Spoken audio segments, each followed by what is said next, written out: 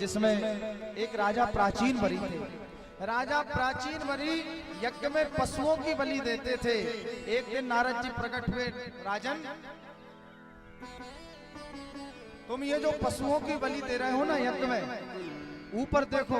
ऊपर देखा तो जितने पशुओं की बलि यज्ञ में दी वे सब ऊपर से देख रहे थे।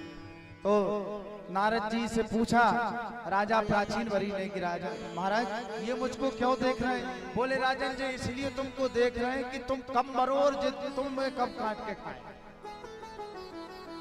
कोई भी ऐसा यज्ञ नहीं है जिस यज्ञ में बलि की प्रथा हो। कोई भी ऐसा कार्य पूजन कर्म नहीं है जिसमें बलि की प्रथा हो।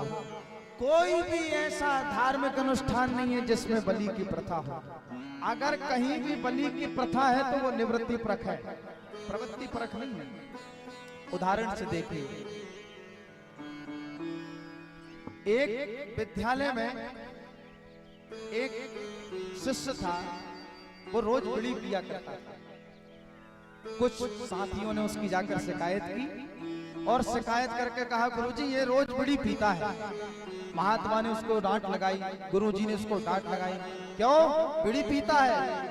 उसने भी छुपाया नहीं, बोले हाँ महाराज जी क्या करूं आदत पड़ गई बीड़ी पीने की। अच्छा, तो उसने कहा महाराज जी मैंने छोड़ने का बड़ा प्रयत्न किया पर क्या करूं ऐसी लत लगी, ऐसी आदत लगी है कि ये छूटती नहीं है। तो गुरुजी ने क्या किया? गुरुजी ने कहा ये छूटेगी तो नहीं, पर हम तुम्हें एक उपाय बता रहे हैं, बताइए। बोले एक काम करना, इतवार के इतवार तू बीड़ी पी लिया करना। ठीक है, क्यों पी लिया करना? बोले हफ्ते में 6 दिन हाथ मत लगाना, पर इतवार के इतवार एक दिन पीना। महात्मा ने तो इसलिए कहा कि 6 दिन नहीं पिएगा, एक दिन पिएगा तो एक दिन ऐसा आएगा कि ये बीड़ी की लत इसकी छूट जाएगी। अब जैसे ही धीरे धीरे दिन बीते, इतवार आया तो पहले तो लुक के पीता था, अब सबके सामने खुल्लम खुल्ला पीने लगा। और जब ये बीड़ी पीने लगा तो साथ के लोगों ने पूछा, साथी विद्यार्थियों ने पूछा क्यों तू सबके सामने बीड़ी पी रहा है? तेरी शिकायत गुरुजी से करूंगा। अरे बोले भैया तुम्हें गुरुजी से कहना हो तो कह दीजिए, लेकिन हमसे तो गुरुजी ने कहा है कि इतवार के दिन बीड़ी पीने का बड़ा महत्व है। अब इतवार के दिन बीड़ी पीने का इतना महत्व बता दिया, इतना महत्व बता दिया कि खुद तो बिगड़ ही गए, साथ में दूसरों को और बिगाड़ने लगे। इसीलिए उन्होंने साथ के विद्यार्थियों ने जाकर गुरुजी से कहा गुरुजी ये बीड़ी पी रहा है। तो गुरुजी ने तो निवृत्ति परक उसको उपाय बताया कि चलो हफ्ते में एक दिन पिएगा तो बीड़ी पी छोड़ देगा। लेकिन हमने उसको प्रमाण पत्र मान दिया। एक दिन एक सज्जन कहने लगे कि वेद पढ़ना पाप है।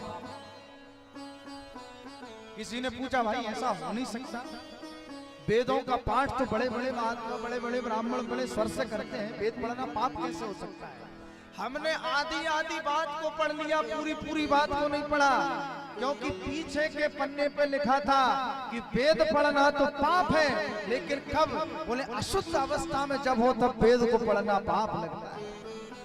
हमने पहले पहले पन्ने को पढ़ लिया। ऐसे ही अगर बलि की कहीं पर प्रथा लिखी है तो यज्ञ में लिखी है, और वो यज्ञ में इसलिए लिखी है कि कम से कम एक आध यज्ञ कभी जीवन में कोई कराएगा तो एक आध पशु की बलि लगेगी, तो एक आध बार ही करेगा।